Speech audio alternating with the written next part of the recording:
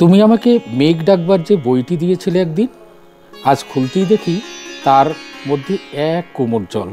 পরের পাতায় গিয়ে সে এক নদীর অংশ হয়ে দূরে বেঁকে গেছে।